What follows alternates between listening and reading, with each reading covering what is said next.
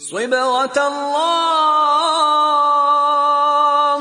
ومن أحسن من الله صبغة ونحن له عابدون۔ السلام علیکم ورحمۃ اللہ وبرکاتہ۔ اعوذ باللہ من الشیطان الرجیم، بسم اللہ الرحمن الرحیم۔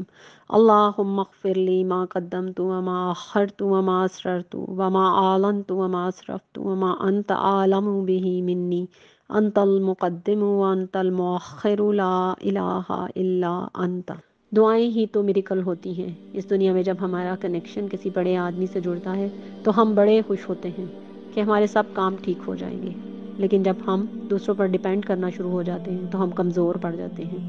لیکن جب اللہ تعالیٰ کے ساتھ ہمارا کنیکشن جڑتا ہے تو پھر الحمدللہ ہم مضبوط ہو جاتے ہیں۔ یہ کنیکشن دعاؤں کے ساتھ جڑتا ہے تو پھر میریکلز ہوتے ہیں۔ اسی نقطے کو تو سمجھنے کی ضرورت ہے۔ رضائے رحمان ہے بے ہم سوال میں، رضائے انسان ہے عدم سوال میں۔ مخلوق اور خالق میں یہی تو فرق ہوتا ہے۔ خالق سے مانگا جائے تو وہ خوش ہوتا ہے، مخلوق سے مانگا جائے تو وہ ناراض ہوتی ہے۔ جس طرح جنت اور دوزخ کا حصول نیکیوں اور بدعمالیوں کے ساتھ ہوتا ہے، اور انسان جب بیج کاشت کرتا ہے تو ہی کھیتی آتی ہے۔ جس طرح کھانے اور پینے کے فوائد کا انکار ممکن نہیں، اسی طرح دعا کی تاثیر سے بھی انکار نہیں کیا جا سکتا۔ اگر کوئی تکلیف مقدر میں لکھ دی گئی ہے تو یہ ساتھ یہ بھی مقدر لکھا جا چکا ہے کہ انسان دعا کرے گا تو اس کی تکلیف رفع ہوگی، وگرنہ دعا کرنا بے سود اور بے فائدہ ہوتا۔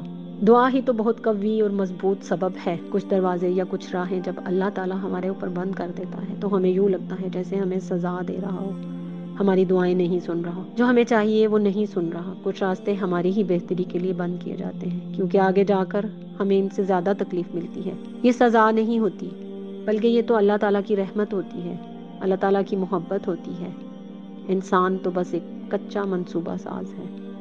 ہمارے فیصلے ہماری چاہت کے مطابق ہوتے ہیں، جبکہ اللہ کے فیصلے ہماری بہتری اور ضروریات کے مطابق ہوتے ہیں۔ ہم یہ بھول جاتے ہیں وہ سنتا بھی ہے، وہ جانتا بھی ہے، وہ دیتا بھی ہے۔ اللہ کو ہر بات کا علم ہوتا ہے، لیکن ہم لوگ خود کو خود ہی تکلیف میں رکھتے ہیں، ورنہ وہ رب تو بہت مہربان ہے۔ ہم اس کی حکمت کو سمجھ ہی نہیں پاتے۔ بس اس رب کے سامنے ہمیں عاجزی اور انکساری کا ہی تو اظہار کرنا ہوتا ہے۔ دعا کا مطلب اللہ تعالیٰ کو اپنے احوال سے آگاہ کرنا نہیں ہوتا۔ وہ تو یعلم السر و اخفی ہے، ہر پوشیدہ ہر چھپی چیز کو وہ جانتا ہے۔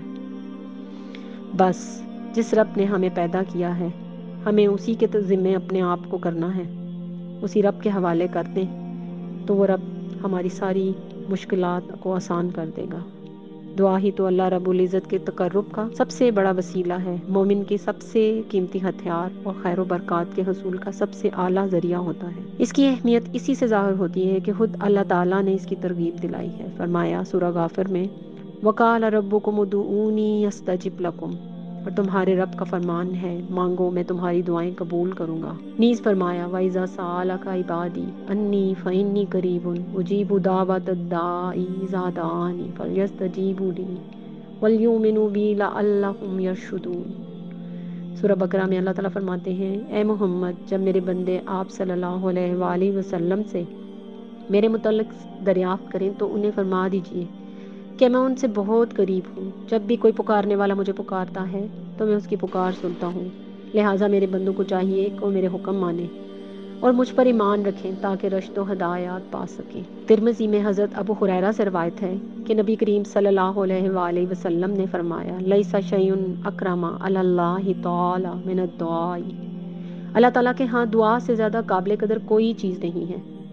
ترمذی میں ایک اور جگہ حضرت سلمان فارسی رضی اللہ سے روایت ہے کہ نبی کریم صلی اللہ علیہ وآلہ وسلم نے فرمایا، دعا سے قضا ٹلتی ہے اور نیکی سے عمر میں برکت ہوتی ہے۔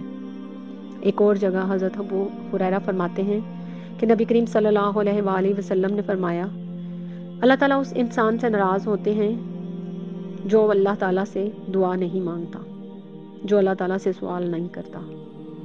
اللہ تعالیٰ میرے اور آپ کے لیے اس دنیا میں ہر مشکل کو آسان بنا دے اور میری اور آپ کی طرف آنے والے ہر شر کو خیر میں بدل دے۔